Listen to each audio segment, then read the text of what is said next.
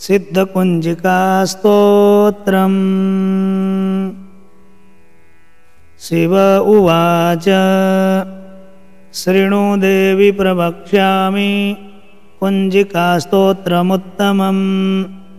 येन मन्त्रप्रभावेण चण्डीजापः शुभो भवेत्।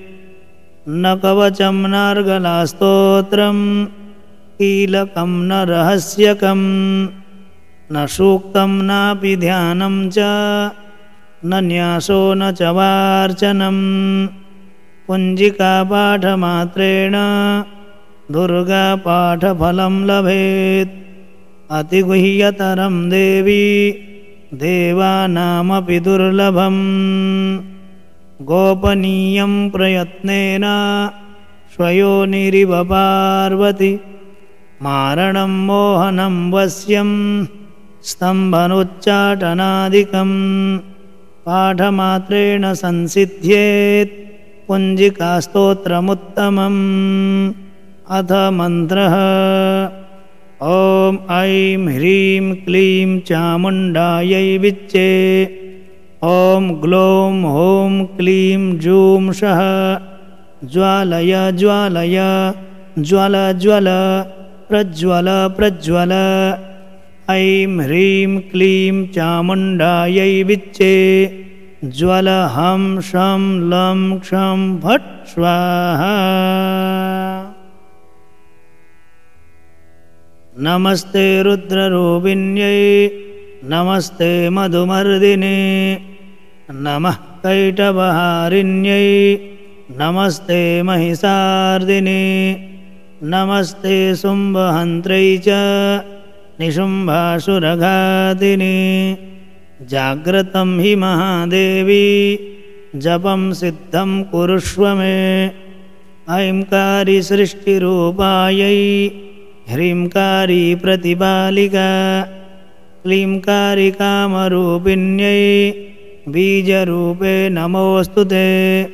चामुण्डा चण्डघाती च यैकारी वरदायिनी।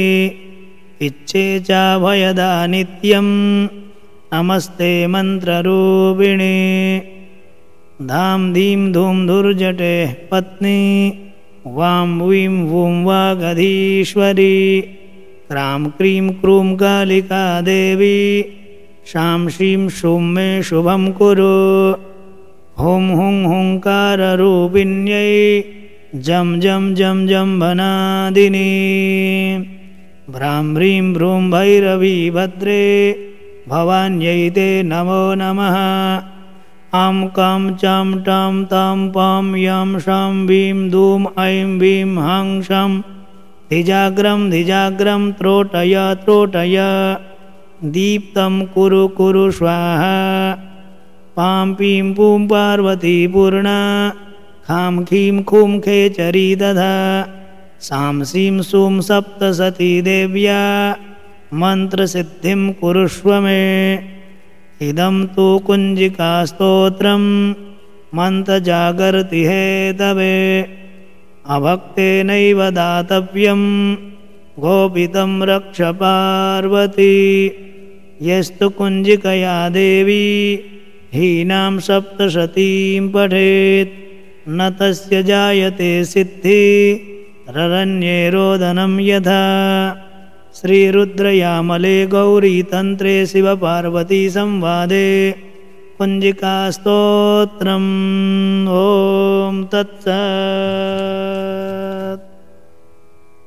इस प्रकार से आप लोगों ने कुंजिका पाठ सुना।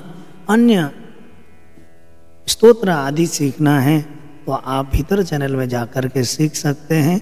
कुंजिका स्तोत्र पाठ कैसे करना सीखना है वो भी पढ़ाया गया है। अन्य शिवतांडव महिषासुरमर्दिनी अन्य स्तोत्र आदि पढ़ाया गया है। आराम से चैनल से लाभ ले सकते हैं। जय जय श्री राधे श्याम।